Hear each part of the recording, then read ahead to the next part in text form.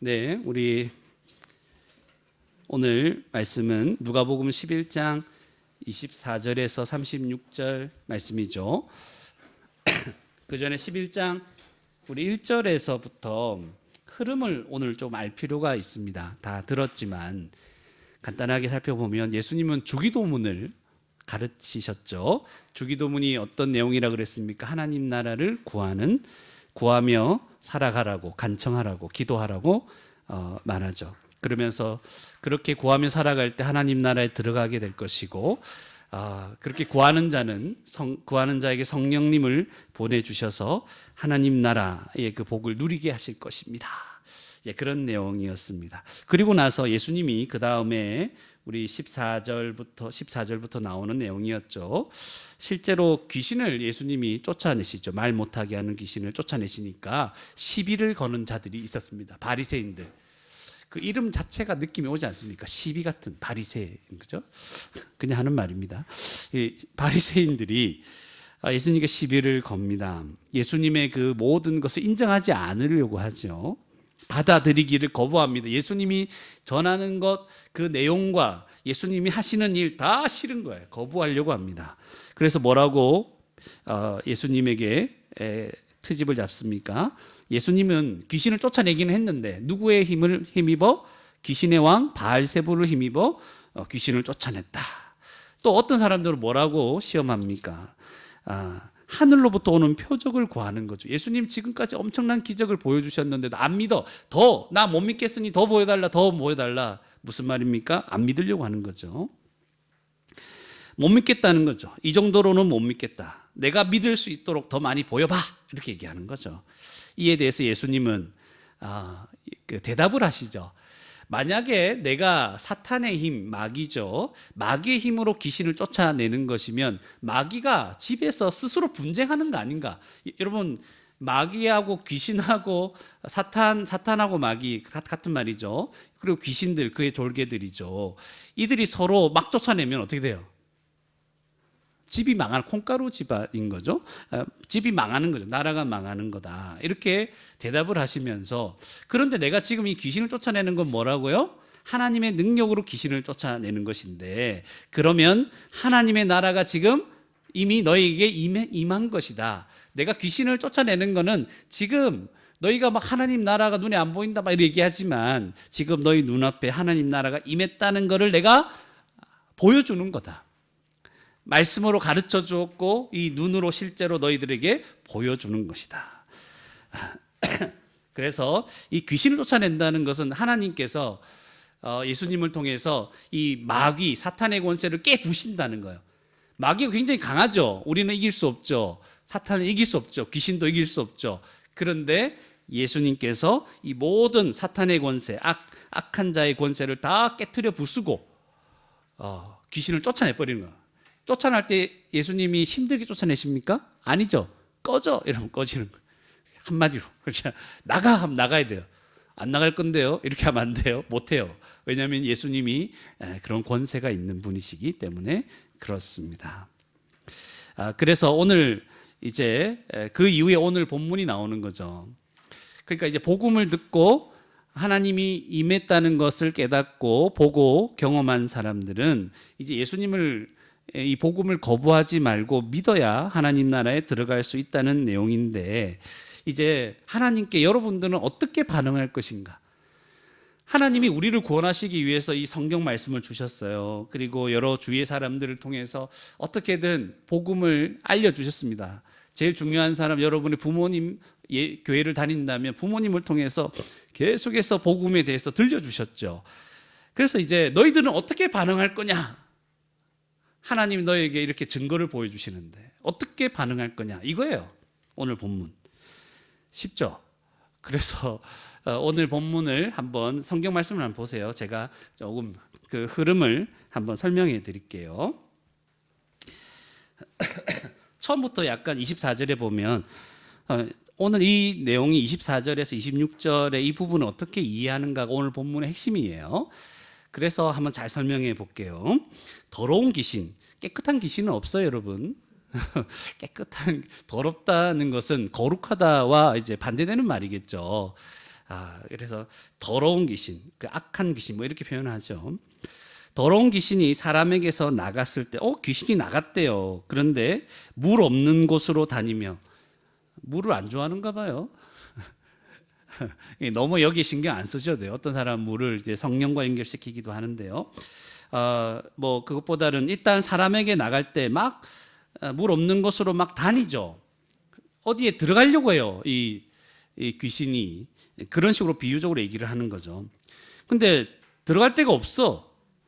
그러니까 말합니다. 내가 나온 내 집으로 돌아가리라. 이 집이 어느 집입니까? 그 사람이죠. 귀신에게서 나왔는데 그 사람을 자기 집으로 삼는 거죠. 여러분 이제 오해하실 필요가 없는 게 이 24절부터 나오는 이 내용들은 귀신의 특징을 얘기하려고 하는 게 아니에요. 그래서 귀신이 나왔는데 들어갈 데가 없어. 그 나왔다는 건 지금 앞에 문맥과 관계돼 있어. 예수님 귀신 쫓아내셨죠.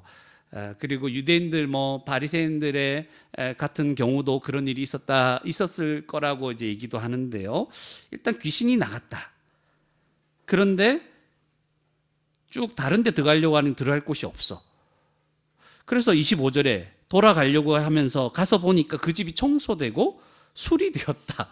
뭐 깨끗해졌다고. 그런 귀신이 그동안 막 이렇게 살면서 어지럽혀 놨는데 이제 청소되었다. 이 말이 무슨 말이에요? 정신이 온전해졌다는 거죠. 이 사람이 정신없이 막 살았는데 정신이 이제 든 거예요. 그러니까 이제 가서 수리되고 청소되었다는 말은 정신이 온전해졌는데 그 안에 아무것도 없어요. 이 사람 안에. 그러니까 잘 됐다. 잘 청소됐네. 이제 더 많이 들어갈 수 있겠다. 그래서 가서 저보다 더 악한, 자기보다 더 악한 귀신 7을 데리고 가서 거하니 그 사람의 나중 형편이 전보다 더 심하게 되느니라. 이 얘기를 하는데요. 여러분 이 설교를 들을 때 여러분 그래 여러분 이제 귀신 떠나간 사람은 이제 예수님 잘 믿지 않으면 더러운 귀신이 더 악하게 들린다 뭐 이런 얘기만 많이 들었을 텐데요. 조금 생각을 이 부분은 좀 많이 해볼 필요가 있습니다. 앞에 문맥과 연결해서 그 나중에 제가 조금 더 설명을 해드리긴 할 거예요. 일단 악한 귀신 7, 귀신들은 7명씩 다니나 그런 얘기가 아니에요. 7은 완전수죠. 그래서 왜냐 악하고 더러운 귀신들을 그냥 정말 이렇게 완벽하게 데려온 거예요. 그래서 그 사람을 완전히 사로잡는, 그러니까 이전 상태보다, 예전에 귀신 들렸을 때 상태보다 더 심해지는 거죠. 도대체 이게 무슨 말인가 했을 때 그 다음 문맥이 중요합니다. 여러분이 한번 상상해 보세요. 이게 귀신 들렸는데 나중에 더러운 귀신이 또 온다. 이게 어떤 의미입니까? 27절, 28절의 말씀을 가지고 여러분이 한번 생각해 보세요. 제가 설명해 드릴게요. 이 말씀을 하실 때 무리 중에서 한 여자가 음성을 높여, 이게 여러분 뭐 컴퓨터에서 음성 높이는 그런 내용이 아니겠죠. 소리를 높였다는 거죠. 큰 목소리로 말하는 거. 당신을 뵌 태와, 당신을 먹인 젖, 누구예요? 당신의 엄마, 당신을 낳게 한 그 사람은 복이 있다. 당신같이 이렇게 위대한 사람을 낳았으니까 참 복이 있다. 이렇게 막 높이는 거예요. 그러니까 예수님 뭐라고 하십니까? 오히려 아니다. 하나님의 말씀을 듣고 지키는 자가 복이 있느니라. 이런 얘기를 하는 거예요. 이제 잘 생각해 보셔야 돼요. 앞에 뭐 귀신 나갔다가 들어오고 뭐 이런 얘기를 하죠. 근데 누가 복이 있다? 하나님 말씀을 듣고 말씀을 들었을 때 지키는다는 말은 하나님의 복음을 들었을 때 그 말씀을 생각하고 그냥 거부하지 않고 잘 받아들이는 것을 얘기하는 거예요.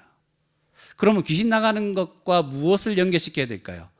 하나님 말씀이 선포될 때, 하나님 말씀을 들을 때, 깨달을 때 어떻게 해야 되는가요? 그게 잠시 말씀을 들으면 온전해지는 거예요, 여러분. 정신이 번쩍번쩍 들어요. 그런데 그 말씀을 정말 믿고 받아들이지 않으면 더 강팍해지는 거예요. 더 하나님과 가까이 구원을 얻을 수 있는 그 길에서 멀어지는 거죠. 그래서 이전에 이제 보면 교회 진짜 마음이 강팍해서 복음을 잘 못 깨닫는 사람들 중에 그런 사람들이 어떤 사람들이냐면 교회 한번 다녀본 사람들, 교회 다녀서 제대로 이제 알아보고 생각해보고 이제 고민도 안 해보고 그러다가 뭐 상처받았다고 하면서 떠난 사람들이 나중에 더 거부를 해요. 더 마음이 강팍해지는 거죠. 이런 것과 연결시킬 수 있는 거죠. 하나님 나라가 복음을 전파하는 것을 통해서 임하고 있는데 이것을 거부하고 듣지 않으려고 하고 막 그럴 때 더 강팍해지는 거죠. 약간 여러분 이해가십니까? 좀 어려운 부분이에요. 이때까지 설교한 내용들, 말씀들 중에 굉장히 어려울 거고 특히나 이제 오늘 처음 교회 온 친구들도 있는데 어려울 거예요. 그런데 오늘 본문, 이 본문인데 어떻게 하겠어요? 그냥 하는 거죠. 그냥 하나님 말씀을 듣고 깨닫는 자는 복이 있다. 이렇게 얘기를 하는 거죠. 그래서 그 다음에 보시면 이게 다 연결되어 있는 말씀입니다. 29절에 무리가 모였을 때 예수께서 말씀하시되 이 세대는 악한 세대다. 왜 이 세대, 우리가 그때 당시에 살아가는 세대가 악하다 이 말을 왜 하시냐면 예수님께서 뭐 하셨어요? 이때까지 하나님 말씀, 복음을 전하셨어요. 하나님 나라 복음을. 그래서 이것을 믿는 자는 구원을 받을 수 있도록 하셨는데 그걸 어떻게 한다? 안 받아들여. 예수님께서 병든 자도 고치시고 귀신도 쫓아내시고 온갖 놀라운 일을 다 보여주시면서 복음을 전하셨는데도 어떻게 한다? 거부해요. 뭐 어떻게 거부하냐면 이 사람들은 표적을 구하되 이렇게. 표적을 구한다는 말이 무슨 말입니까? 못 믿겠다는 말이었죠. 못 믿겠다, 더 보여줘, 더 보여줘. 아, 예수님 아무리 그래도 나는 못 믿겠는데 예수님이 충분히 보여줬는데도 못 믿겠다고 하는 거야. 그러면서 요나의 표적밖에는 보일 표적이 없다 하면서, 요나 구약의 인물이죠. 물고기 뱃속에 들어가서 3일 동안 있다가 나중에 회개하면서 나와서 니느웨 백성들에게 복음을 전했던, 전도했던 그죠. 이 표적밖에 없다. 이게 무슨 말이냐면 이 니느웨라는 이 성은 이제 아수르의 이제 도시인데요. 이 아수르는 이스라엘 백성들을 점령하고 그들을 아주 처참하게 잔인하게 죽이기도 하고 괴롭혔던 나라죠. 이방인들인데 얼마나 나쁜 놈들입니까? 우리로 말하면 그 일본, 그죠? 우리나라로 말하면 일본 자들, 그 옛날에 그 731 부대 뭐 이렇게 실험하고 이 정도로 생각하시면 이해하기가 편하실 거예요. 그런데 하나님께서 이 요나를 통해서 야, 저 니느웨한테 가서 너희 죄를 회개하라, 그렇게 전해라, 이렇게 얘기하셨어요. 요나가 가고 싶었겠어요? 안 가고 싶었겠어요? 안 가고 싶죠. 자기 민족을 그렇게 힘들게 했는데. 그래서 도망치다가 하나님께서 막 바람을 일으키고 파도를 일으켜서 이렇게 결국에는 어찌어찌해서 결국 바다에 던져지고 큰 물고기가 배에 삼켜서 이 요나를 삼키죠. 원래 고기가 삼키면 살아요, 죽어요? 죽죠. 죽은 거나 마찬가지인데 그 안에서 회개하면서 다시 물 밖으로 나와서 뭐 했죠? 결국은 순종함으로 복음을 전했어요. 그러니까 회개하라는 말을 전하니까 이 니느웨 이 약한 사람들이 갑자기 왕으로부터 시작해서 모든 사람들이 다 회개하는 역사가 일어나는 거예요. 바로 그게 표적이라고 얘기하는 겁니다. 그게 무슨 말이냐면 너희들은 지금 예수님이 와도 예수님이 기적을 행하고 온갖 걸 다 보여줘도 너희는 안 믿지 않냐. 복음을 너희가 이해할 수 있도록 알려주고 설명해주고 아무리 해도 너희들은 나를 안 믿지 않냐. 거부하고 계속 나가 믿을 수 있도록 해달라고 그렇게 악하게 하나님을 거부하고 있지 않냐. 그런데 니느웨 백성들은 어떻게 했다고요? 그냥 이 전하기 싫었던 요나가 대충 걸어가면서 그냥 회개하라 이렇게 얘기했는데도 그들은 다 회개했다고. 너희들이 얼마나 악한 세대인 줄 아느냐, 이런 말이에요 지금. 와, 그죠? 이런 내용이었어요. 그래서 30절에 요나가 니느웨 사람들에게 표적이 된 것 같이 인자도 이 세대에 그러하리라. 그리고 한 가지 더 똑같은 얘기를 합니다. 31절에 심판 때에 나중에 심판받을 날이 있을 거라는 거죠. 그때 우리가 나중에 다 죽으면 하나님의 심판대 앞에 서게 됩니다. 그때 남방여왕, 이 남방여왕은 이름이 좀 발음이 거시기하긴 해요. 시바 여왕. 시바 여왕입니다. 이름은 에티오피아 여왕인데 저 멀리 있는 곳이에요. 이 여왕이 이제 솔로몬에 관한 이 소문을 듣는 거죠.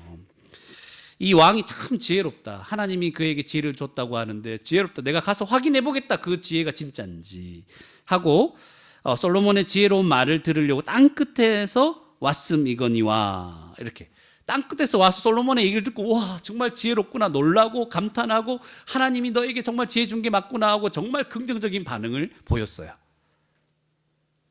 그런데 뒤에 뭐라고 합니까? 솔로몬보다 더 큰 이가 누구라고요? 여기 계신다. 누구요? 예수님이라는 거예요. 지금 솔로몬보다 훨씬 더 지혜롭고 크신 예수 그리스도가 와서 너희에게 복음을 가르치고 온갖 기적을 통해서 너희들에게 하나님 나라가 임했음을 보고 믿으라고 얘기하는데 너희들은 긍정적인 반응을 보이지 않고 부정적으로 계속 증거 보여달라고 난리치지 않냐. 악한 세대다. 이렇게 얘기를 하는 거예요. 그래서 32절에 보세요. 심판 때에 니느웨 사람들이 일어나 이 세대 사람을 정죄하리니 뭐예요? 야 우리는 회개했는데 야 너희들은 예수님이 와도 회개를 안 한다고? 그러니까 더 할 말이 없는 거죠. 우리가 복음을 듣고도 또 막 깨닫는데도 회개하지 않는 건 이런 것과 연결되어 있는 거죠. 이는 그들이 요나의 전도를 듣고 회개하였음이거니와 요나보다 더 큰 이가 여기 있느니라. 예수님이 왔다는 건 굉장히 큰 표적인 거예요. 그리고 이제 연결되는 게 33절부터 또 연결돼요. 이건 비유적으로 얘기하는 건데 잘 보세요. 내용 같아요. 같은 얘기. 예수님이 와서 복음 전하는데 기적을 보여주는 너희들 왜 안 믿냐? 거부하냐? 받아들이지 않냐? 이렇게 얘기하면서 보세요. 33절에 누구든지 등불을 켜서 등불은 뭐예요? 뭐겠어요? 예수님을 통해 빛을 비춰주시는 거예요. 복음의 빛을 하나님 구원받을 수 있는 빛을 비춰주는 거예요. 그래서 이걸 켜서 속이나 말 아래 이건 뭐 그냥 여러분 한 쓰레기통 조그만 쓰레기통 있잖아요. 그 정도 크기의 통이라 생각하면 됩니다. 말. 그래서 그거를 등불에 탁 엎어놓으면 보입니까? 불이 안 보이죠? 그 얘기예요. 이게 옛날 말이라 좀 어렵게 느껴질 텐데. 이 등불은 등경 위에 높이 이제 올려놓죠. 그래야 다 비치잖아요. 이는 들어가는 자로 그 빛을 보게 하려 함이라. 하나님은 예수님을 보내셔서 전부 다 구원받을 수 있도록 어둠에 빠지지 않도록 지옥에 가지 않도록 쉽게 말하면 이렇게 등불을 예수님을 통해서 복음의 빛을 비추고 계신 거예요. 34절에 내 몸의 등불은 눈이다. 이게 무슨 말이냐면 눈을 감으면 등불이 보입니까? 안 보입니까? 안 보이죠. 자기 눈을 감으면 안 보이죠. 그래서 내 눈이 성하면 그러니까 건강하면 온전하면 온몸이 밝을 것이요. 무슨 말이냐면 네 눈이 좀 건강하면 빛을 잘 볼 거다. 이 무슨 말일까요? 같은 말이에요. 너희들은 지금 예수님이 와서 복음을 전하는데 못 보고 있다. 너희 눈이 나쁘다. 거부하고 있다. 너희들 안 볼 거냐? 왜 이렇게 거부하냐? 합당하지 않은 이유로 계속 거부하는 거예요. 네 눈이 성하면 온몸이 밝을 것이다. 등불은 계속 비춰주고 있어요. 그럼 자기도 밝겠죠. 그죠? 근데 만일 눈이 나쁘면 내 몸도 어두우리라. 그렇죠. 눈 감으면 눈이 안 보이면 몸이 다 어둡죠. 몸이 어둡다는 것은 어둠에 속한다는 것이고 그것은 마치 귀신 들린 자와 같이 어떤 사탄의 마귀의 권세에 매여서 영원히 죽음으로 나아가는 것을 말하는 것이죠. 그래서 35절에 그러므로 내 속에 있는 빛이 어둡지 아니한가 보라. 이제 우리가 어두운가? 우리는 무엇을 보고 있습니까? 여러분에게 빛이 비춰지고 있습니까? 아니면 이렇게 복음의 빛이 계속해서 여러분들에게 비춰지고 있는데 여러분이 말씀을 읽기도 하고 듣기도 하고 공부하기도 하고 막 그렇게 하고 있는데 이 빛이 여러분 가운데 계속 밝아 있습니까? 한번 생각해 봐야 돼요. 36절에 내 온몸이 밝아 조금도 어두운 데가 없으면 이게 잘 보고 있다는 거죠. 복음을. 그러면 등불의 빛이 너를 비출 때 계속 비추고 있어요. 복음이. 예수님께서 지금 이 모든 말씀과 사역을 통해서 여러분에게 계속 알려주고 있어요. 구원받기를 바라면서. 그러면 온전히 밝으리라. 구원을 받는다는 것이죠. 그래서 이 본문 말씀이 여러분 진짜 보면 약간 헷갈렸던 본문, 제가 성경 읽으면서 청소년 때부터 시작해서 청년 때까지, 와, 이 본문에 특히 이르면 아무것도 모르겠더라고요. 더러운 귀신이나 뭐 이렇게 나갔다가 7귀신이 들어오고, 그런데 요나의 표적은 웬 말이고, 솔로몬 남방여원 도대체 남방에서 남방 입고 온 건가? 그런 것도 아니고, 이 여왕은 도대체 어디서 왔냐? 또 이게 여기 등불은 뭐고, 또 눈이 밝으면 나쁘면, 진짜 어려웠던 말씀들이 여기 다 모여 있어요. 맞죠? 버라이어티하게 모여있죠. 발음 좋죠, 그죠? 네. 이런 식으로 모여 있는 거죠. 그런데 내용은 하나였습니다. 예수님을 통해서 여러분들을 구원할 수 있는 그 복음이 선포되고 있을 때, 이거를 합당하지 않게, 여러분 정말 정당하지 않게 거부하면 어떻게 돼요? 어떻게 돼요? 거부하게 되면 구원을 못 받는다는 거예요. 그것을 예수님은 지적하고 계신 거죠. 제발 정당하게 받아들이라고 얘기합니다. 오늘 말씀을 통해서 한 3가지 말씀드릴 텐데, 첫 번째가 좀 길게 좀 얘기하고 나머지 짧게 이렇게 얘기를 하겠습니다. 첫 번째 뭐냐면, 인간은 사탄에게 지배당하는 비참한 존재라는 거예요. 이걸 여러분 아셔야 되는 거예요. 인간은 사탄에게 지배당하는 비참한 존재입니다. 그래서 이 24절에서 26절의 이 부분이 중요하다고 말씀드렸죠. 귀신이 나갔는데 다시 더 악한 귀신 7을 데리고 온다. 이거 어떻게 이해해야 되는지, 단순한 귀신 들림으로만 이해하기 어렵습니다. 그죠? 그래서 하나님 나라와 연결해서 얘기를 해야 되는 것이죠. 그래서 더러운 귀신이 그 사람에게서 나갔다는 말은, 이 말씀을 듣거나 예수님을 만나서 그 사람을 지배하고 있던 사탄의 권세에서 잠시 벗어나는 거예요. 하나님 나라를 경험하는 거예요. 근데 나중에 또 들어오잖아요. 그러니까 이게 완전히 예수님을 믿은 게 아니죠. 그러니까 복음을 들을 때, 또는 놀라운 자기 가운데 일어나는 어떤 놀라운 역사, 하나님의 은혜와 역사를 경험하게 되면 잠시 정신이 온전해지는 거예요, 여러분. 정신이 번쩍 들어요, 여러분. 그걸 말해주는 거죠. 그럴 때, 그런 순간에 계속해서 하나님을 알아가고 복음을 받아들일 때 성령님이 오셔서 우리를 지켜주시고 구원으로 인도해 주시는데, 그걸 거부하고 하나님의 은혜를, 복음을 깨달았는데도 계속 그냥 뭐 별거 아니겠지 하고 넘겨버리면, 이제 마음은 더 강팍해지고 마치 더러운 귀신 7이 들어온 것처럼 자기를 제어하지 못하고 하나님을 대항하게 되고 결국 구원에 이를 수 없게 되는 것과 마찬가지가 되는 것입니다. 여러분, 복음을 듣고 예수님 믿는 자는 한번 성령님께서 우리 가운데 오시면 떠납니까? 안 떠납니까? 안 떠나십니다. 그러니까 성령님이 계시면 귀신이 들어올 수 있어요? 없어요?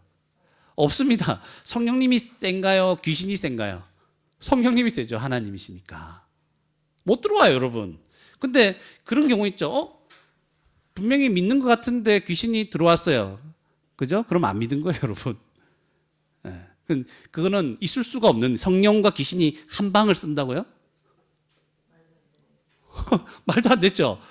한 방을, 여러분 저와 한 방을 쓰면은 여러분 힘든 거예요. 제가 크고 강하기 때문에 여러분이 밀려나는 거예요.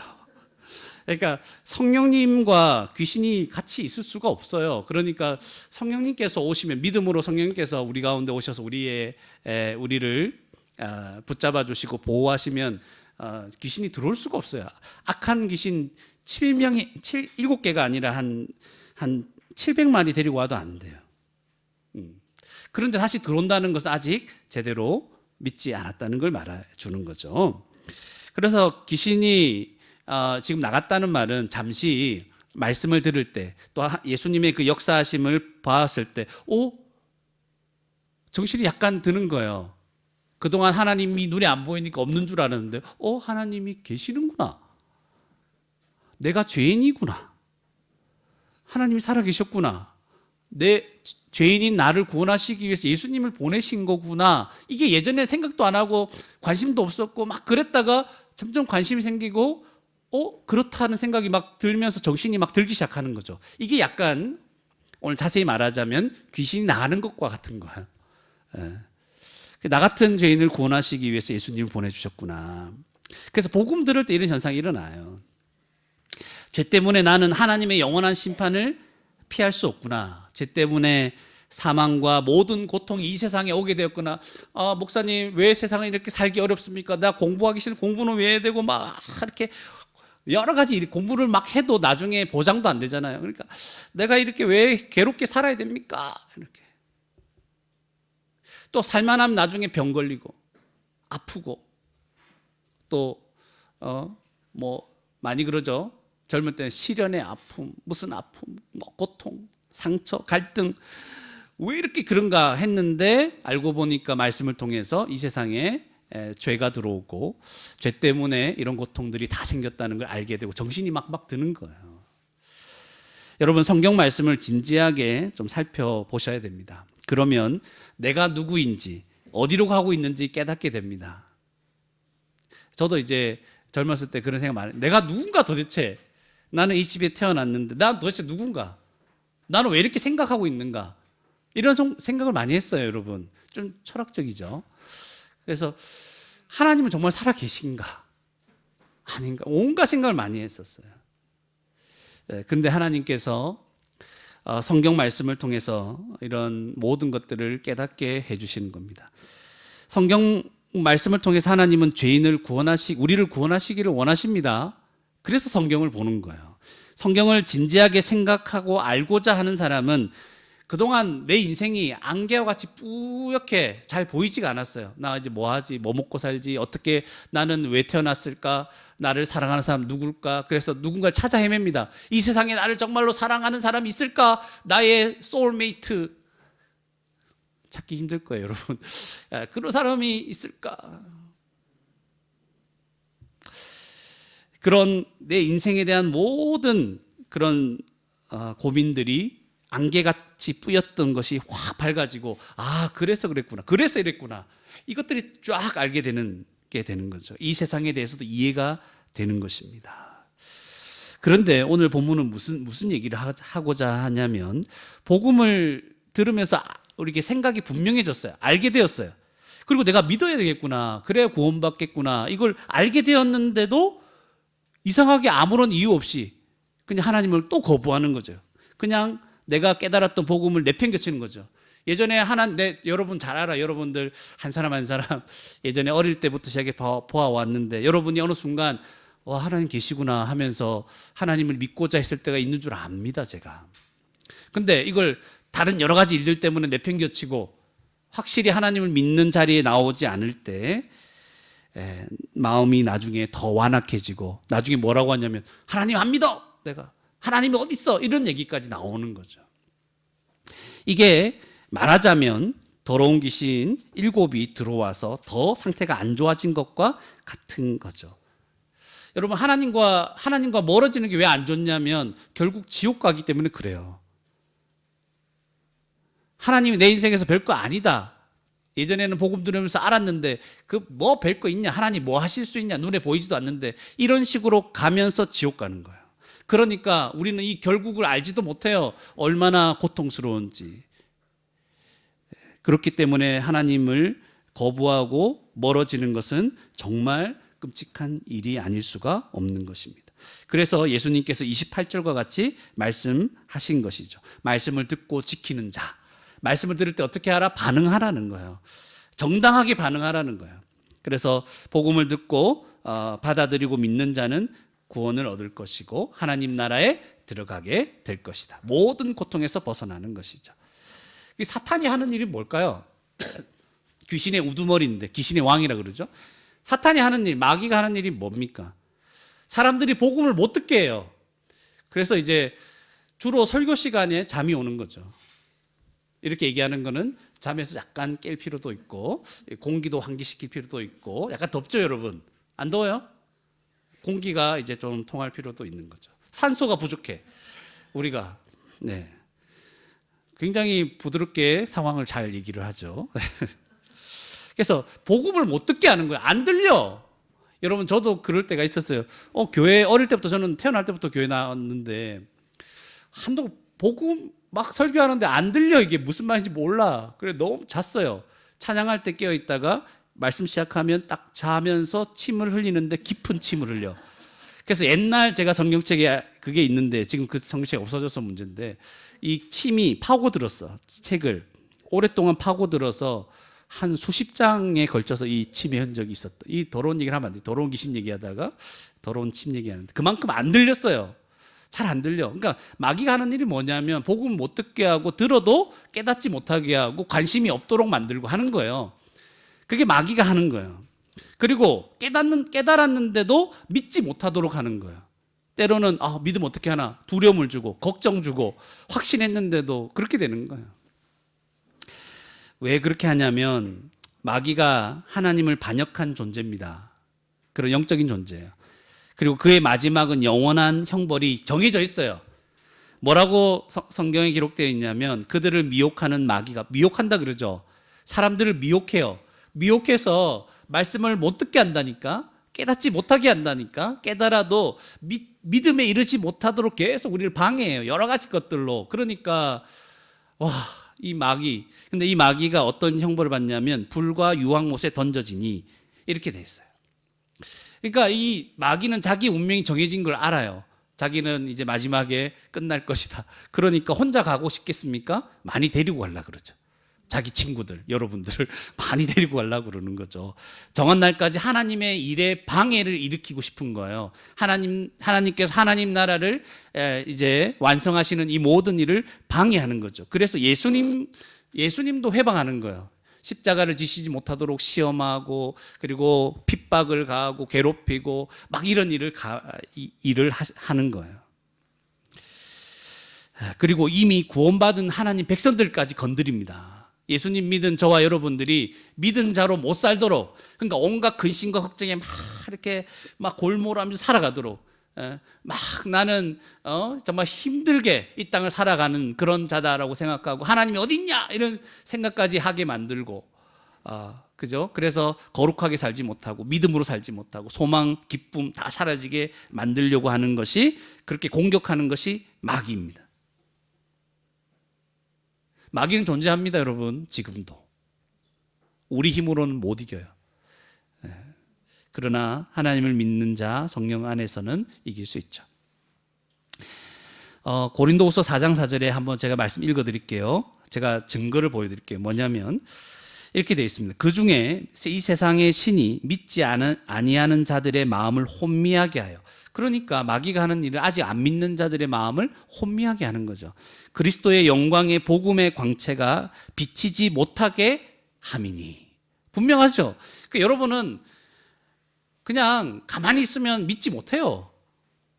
하나님의 은혜가 없으면 저와 여러분 믿을 수가 없어요. 못 믿게 하니까. 근데 이렇게 믿었다는 것 자체가 너무 감사한 일이죠. 그래서 이제 이런 생각을 합니다. 제가 목사가 되었는데 그전에도 이런 생각이 많이 들었어요.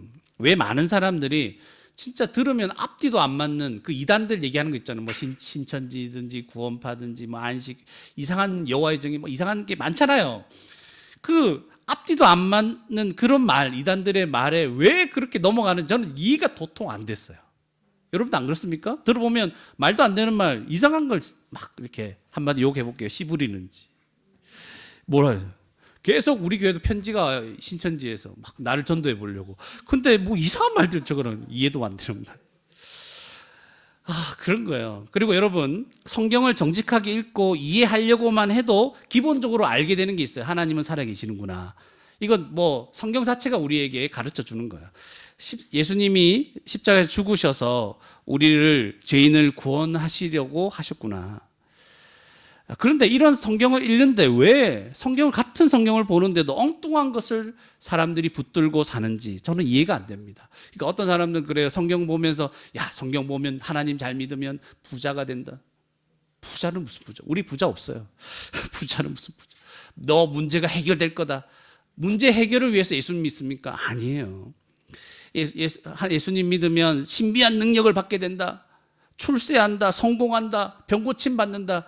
여러분, 이런 게 성경에서는 거의 부차적인 내용들이에요. 그런데 어느 교회 가면 대부분 그런 내용을 가지고 중심에 두고 예수님 믿으면 뭐 부자가 된다든지 병 고침 받는 이런 걸로 얘기를 하는 거죠. 그러면 교회 다녔는데 병에 들고 부자도 아니고 그러면 나가 죽어야 됩니까? 말도 안 되는 거예요.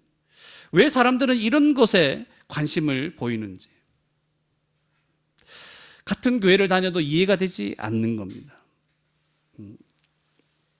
그리고 이해가 되지 않는 게, 사람들은 다 어디에 관심을 다 가지고 있습니다. 그런데 이렇게 진지하게 우리의 이 땅의 삶과 영원한 삶까지 말하고 있는 성경에는 왜 이렇게 관심이 없는지. 근데 여러분, 이건 시대의 문제입니다. 과거에, 예전의 시대는 성경에 그렇게 관심이 많았기 때문에 성경에 대해서 막 그 토론을 하고 논쟁이 있었는데, 이제는 아예 그런 논쟁을 안 하죠. 관심이 없어서. 이 시대가 그렇게 변한 거죠.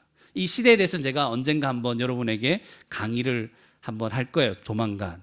이거 좀 알아야 돼요. 여러분이 나는 뭐 그냥 이 성격과 이 시대는 나의 감성이 중요하고 내 개인적인 생각이 중요하고 이런 생각을 여러분 스스로 했다고 생각하지만, 여러분 그게 아니에요. 이게 흐름이 있어요. 여러분은 그 시대의 흐름에 속해서 그냥 거기에 동조하고 있는 거죠. 한번 나중에 언젠가 곧 한번 쭉 설명해 드릴 거예요. 몇 번에 걸쳐서. 그러면 알게 될 거예요. 왜 사람들이 자꾸 그렇게 하고 있는가. 예? 왜 그렇게 하고 있는가. 제가 여러분들이 왜 그런 걸 좋아하는지, 감성, 뭐 감성, 뭐 이런 얘기가 좀 지난 말이긴 한데 왜 이런 얘기를 하는지, 그게 여러분에게서 나온 게 아니에요. 이게 다 흐름이 있어요. 여러분, 이런 모든 현상들은 인간이 범죄에서 영적으로 죽었기 때문입니다. 하나님과 단절되고 하나님과 원수가 되고 하나님에 대해서 더 이상 알 수가 없기 때문에 그렇게 된 겁니다. 본능적으로 하나님을 거부하는 죄성이 우리 가운데 있어요. 그러니까 싫죠, 복음 들으면. 하나님 얘기하고 막 좋아하는 사람은 정말 은혜 받은 사람이에요.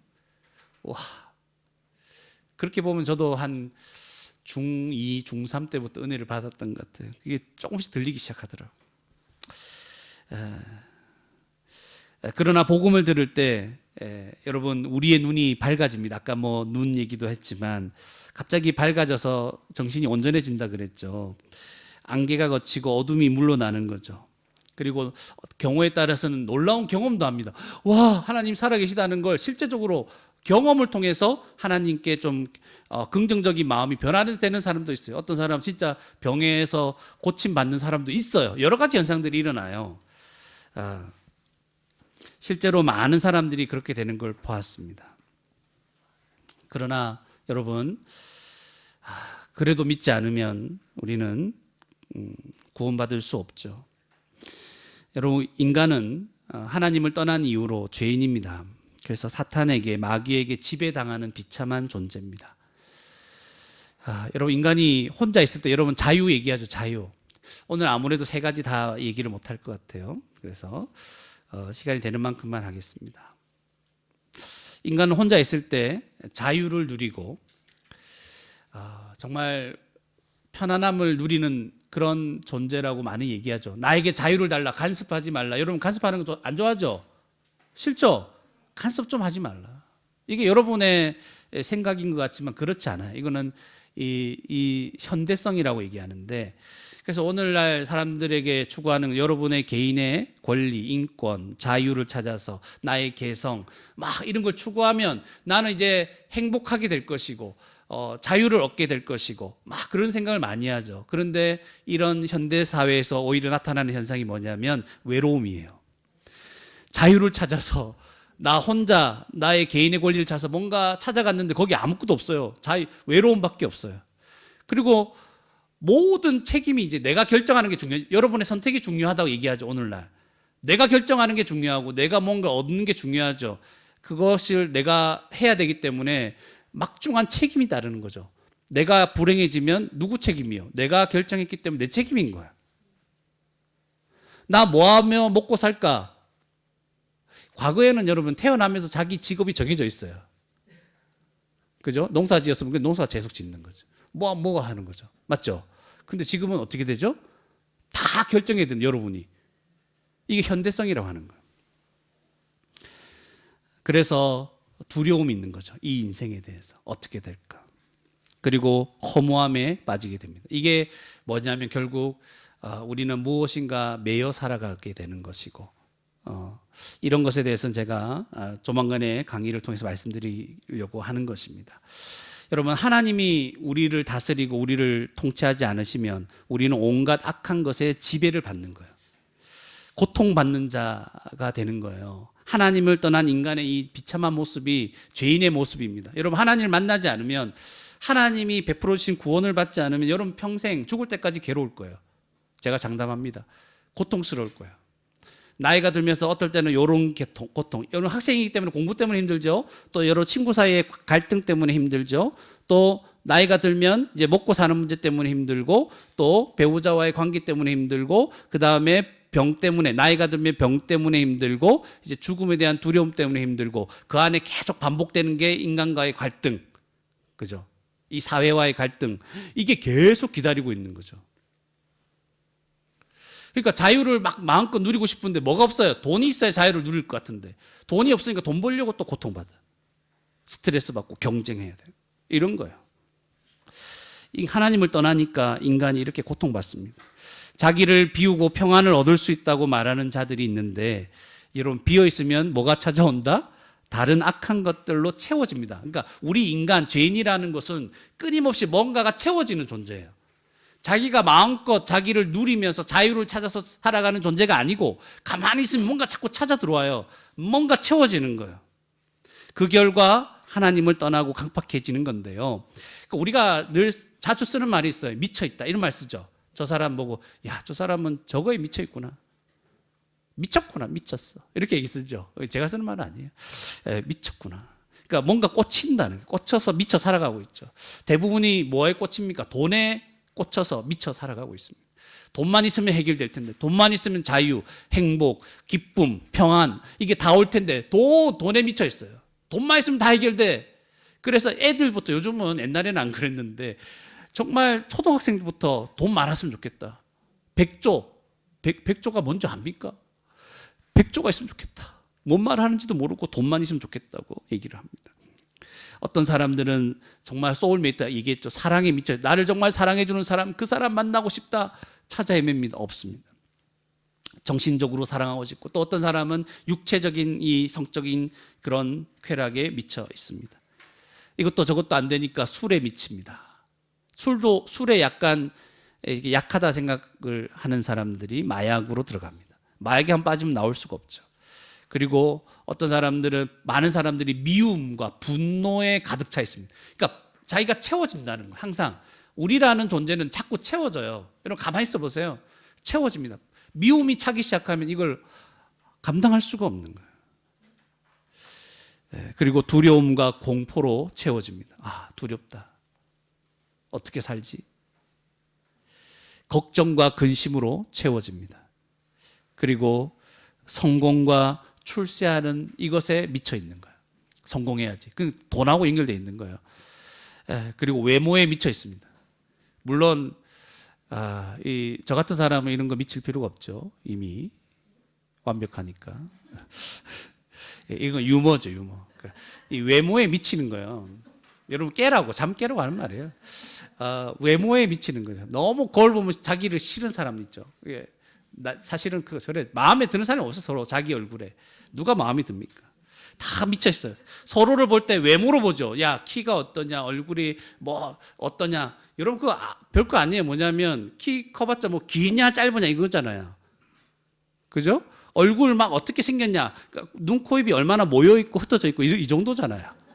그리고 약간 커지냐 작아지냐, 이제 그런 걸로 이제 인생의 모든 걸 자꾸 생각하려고 하는데, 이런 건 참 어리석은 거죠. 그런데 미쳐 있는 거죠. 어떤 사람들은 소수이긴 하지만 지식에 미쳐 있어요. 공부에. 야, 부럽죠.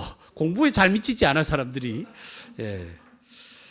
그리고 인정받는 것에 굶주려 있어요. 뭔가 채우려고 해요. 너무 이게 누가 인정해 줬으면 자기를 내세우려고 하는 거죠. 그러니까 다 굶주려 있고 뭔가 부족하고 채우려고 하고, 진짜 악한 것들이 그 속을 채우기도 하고, 그래서 나쁜 짓을 하고 다른 사람을 해하고, 이런 것까지 더 나아가는 사람들도 많은 것입니다. 그러니까 하나님이 없으니까, 하나님을 떠나니까 인간이 어떻게 된다? 온갖 악한 것들로, 더러운 것들로 가득 차워지게 되는 것입니다. 그러니까 인간은 비참해요. 자기 마음대로 못 살아. 무엇인가에 끊임없이 지배당한 채로 살아간다는 것이죠. 그리고 그 이후에 이 모든 죄로 말미암아 하나님의 영원한 심판을 받게 되는 것입니다. 모든 것을 창조하여 복으로 주신 하나님께 반역했기 때문에 모든 것을 잃어버리는 심판이 될 겁니다. 그리고 하나님은 영원하신 하나님이잖아요. 그 하나님을 거절했기 때문에 영원토록 형벌을 받아야 된다는 것입니다. 그런데 감사한 것은 하나님께서 이런 비참한 죄인을 스스로 구원할 수 없는 죄인을 어떻게 하셨다고? 사랑하시고 구원하시려고 예수님을 보내셨다는 거예요. 이게 우리에게 복음이 되는 거예요. 감사하죠? 어떤 방법으로 우리를 구원하십니까? 전도라는 것은 복음을 전한다는 거예요. 그러니까 이 복음, 오늘 제가 설명하고 있는 이런 복음 성경 말씀을 가르쳐주고 전해주는 방식으로 복음을 듣게 하시고 그 다음에 믿음을 가지도록 인도해 주시고 그래서 구원을 해 주시는 거예요. 그런데 이 복음을 듣고도 깨닫고도 거부하고 믿지 않고 그냥 내팽겨친다면 구원받을 길이 사라지는 거예요. 그러니까 제가 여러분들 그러잖아요. 우리 할 수 있는 만큼 복음 전합시다. 가르쳐 줍시다. 이거밖에 없는 거죠. 저는 목사이지만 제 자녀를 구원시킬 수가 없어요. 그냥 복음을 알려주는 것밖에 없습니다. 예, 여러분 평생 자기가 왜 구원받아야 하는지도 알지도 못한 채 살다가 여러분 복음을 거부하면 그냥 죽어서 하나님 앞에 가면 그때 깜짝 놀라 까무라칠 거예요. 내가 죄인이었구나. 예. 내가 심판을 면하지 못하겠구나. 따지지도 못해요. 왜냐하면 자기가 죄가 너무 분명하다는 걸 알기 때문에 영원한 지옥 형벌을 받게 되는 것입니다. 그래도 여러분 우리 여기에 살아있을 때는 어때요? 그래도 따질 수 있잖아요. 물을 수 있고 하나님을 알아갈 기회라도 있는데 죽고 나면 아무런 기회가 없어지는 거죠. 여러분 조심해야 됩니다. 예수님 이후로 복음을 들은 수많은 사람들이 믿음으로 복음을 듣고 믿음으로 구원을 받았습니다. 저도 마찬가지예요. 제가 뭐 놀라운 뭔가 이렇게 일어나서 구원받은 게 아니고 복음을 알아가면 성경을 점점 알아가다가 하나님 진짜 살아계시구나. 이걸 깨닫고 믿었어요. 믿고 나니까 더 확실해. 정말 살아계시는구나. 하나님이 나와 함께 하시는구나. 너무 확실해져. 그러니까 이 믿음에서 돌이킬 수가 없는 거죠. 목에 칼이 들어와도 이 믿음에서 돌이킬 수가 없는 것입니다. 수많은 사람들이 성경을 통해 하나님을 알아갔습니다. 예수님의 십자가 죽음과 부활에 대해서 생각하면서 질문을 얼마나 많이 했겠습니까? 지금 2000년 동안 기독교가 2000년 됐는데 이 동안 사람들이 얼마나 질문했을까요? 우리같이 막 회의적인 사람, 질문 까다로운 사람, 정말 두려운 사람, 믿지 못하는 사람 얼마나 많았겠습니까? 그 사람들이 다 질문했어요. 이거는 왜 어떻게 믿을 수 있습니까? 하나님 눈에 안 보이는데요. 성경은 진짜입니까? 뭐 온갖 질문들 다 했어요. 그러면서 말씀을 통해 그 모든 대답을 얻고 하나님을 믿고 구원받은 것입니다. 그게 기독교 역사입니다. 네. 여러분도 그런 방식으로 하나님을 믿을 수 있고 구원을 받을 수 있다는 거예요. 그러니까 다른 무엇보다도 그 말씀을 듣고 배우는 여기에 진지하게 임하셔야 되고 궁금한 거 있으면 물어야 됩니다, 여러분. 네. 물어야 됩니다. 복음을 듣고 깨달았는데도 이걸 정직하게 받아들이지 않으면 여러분 정직하다는 말은 듣고 뭐 별거 아니겠지. 그냥 싫어 뭐 듣기 싫어 그냥 이렇게 정직하지 않게 복음에 반응하고 믿지 않으면 더 완악해집니다. 7 귀신이 들어오는 것처럼 구원의 길에서 멀어지는 것이죠. 조금이라도 깨달으면 진지하게 질문하세요. 진짜 목사님 하나님 살아계신다고요? 진짜 이 말씀이 하나님 말씀이라고요? 우리가 구원받는 게 뭐라고요? 이게 진짜 이해가 됩니까? 이런 걸 계속 따지고 물어야 돼요. 오늘 성경 본문에서도 마찬가지시죠. 예수님이 오셔서 하나님 나라 복음을 전하시고 질문에 답을 다 해주시거든요. 예수님이.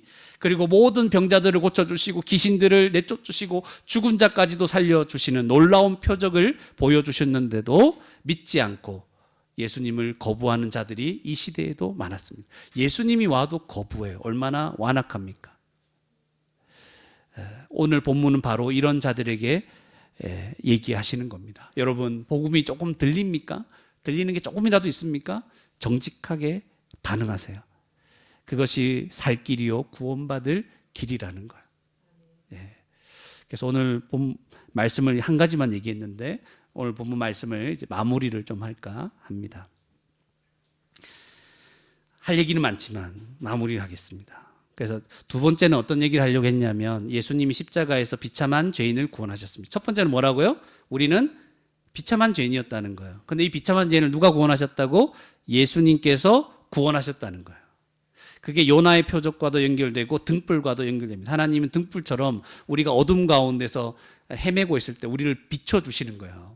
내가 너희를 구원하겠다. 막 고통 가운데 힘들어하고 어디로 가야 될지 모르고 나는 이 세상에 나 혼자인 것 같고 나를 사랑하는 사람 없는 것 같고 이대로 죽어버리면 끝나는 거 아니에요. 끝나면 영원한 지옥에 들어가요. 그러니까 그럴 수도 없고 이럴 수도 없고 저럴 수도 없고 그럴 때 등불을 비춰주셔서 우리를 구원하시는 겁니다.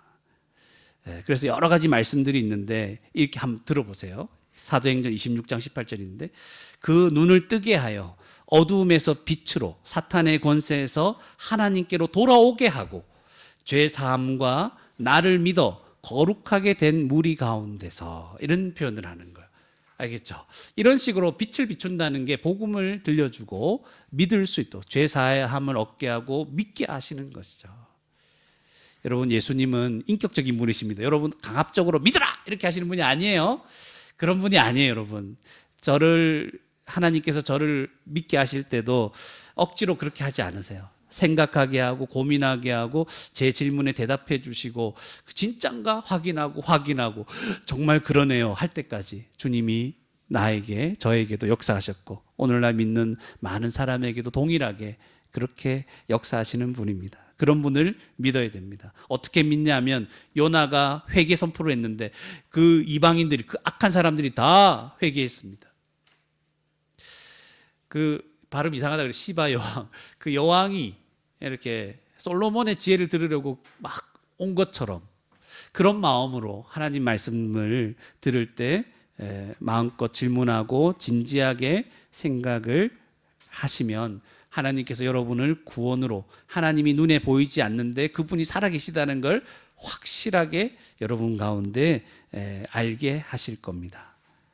그리고 마지막으로 세 번째 제가 말하려고 했던 거는 교회는 이미 여러분 구원받은 예수님이 구원받은 사람들 있잖아요. 그래 교회는 이미 복음을 듣고 예수님을 믿어 빛 가운데 살아가고 있다는 거예요. 지금 우리가 빛입니다. 이미 빛 가운데 있습니다. 그러니까 예수님 믿는 자는 다시 이렇게 악해질 수 없어요. 귀신들이 우리를 점령할 수 없어요. 감사하죠. 그럼에도 불구하고 우리가 이 복음에서 자꾸만 멀어지고 있으면 마치 이 더러운 귀신에 다시 점령당한 것처럼 그렇게 보이는 그런 삶을 살아갈 수도 있다는 거예요. 거룩함과 기쁨을 잃어버리는 거예요. 그러니까 한마디로 말하면 점령당하지는 않아요. 그래서 이렇게 얘기하면 내 속에 빛이 있다 이렇게 얘기를 합니다. 너희가 전에는 어둠이더니 이제는 주 안에서 빛이라 이렇게 빛의 자녀들처럼 행하라 이렇게 얘기를 하십니다. 그래서 교회는 저와 여러분은 이제 빛이기 때문에 빛의 자녀들처럼 하나님의 통치에 순종하면서 죄와 싸워 이기며 함께 교회에서 이 하나님 나라를 누리며 그렇게 살아가는 저와 여러분이 되기를 주님의 이름으로 축원합니다. 이 시간 우리 말씀을 생각하시면서 함께 기도하시겠습니다. 기도하실 때 하나님 저도 알게 해주십시오. 하나님을 떠난 죄인, 하나님께 반역한 죄인이 바로 나였다는 사실을 알게 해주시고 이 죄인으로 살아가는 것이 얼마나 비참한 것인지를 알게 해주시옵소서. 그리고 이 비참한 죄인을 구원하신 하나님의 은혜도 알게 해주십시오. 십자가 은혜도 알고 믿는 자가 되게 해주십시오. 정직하게 고민하고 억지로 거부하는 일이 없도록 하나님 도와주십시오. 그리고 복음을 듣고 믿은 성도들은 이미 예수님 안에서 빛이 되었음을 믿고 이제 감사하고 순종하며 살게 인도해 달라고 오늘 말씀을 생각하시면서 우리 한 목소리로 기도하시겠습니다.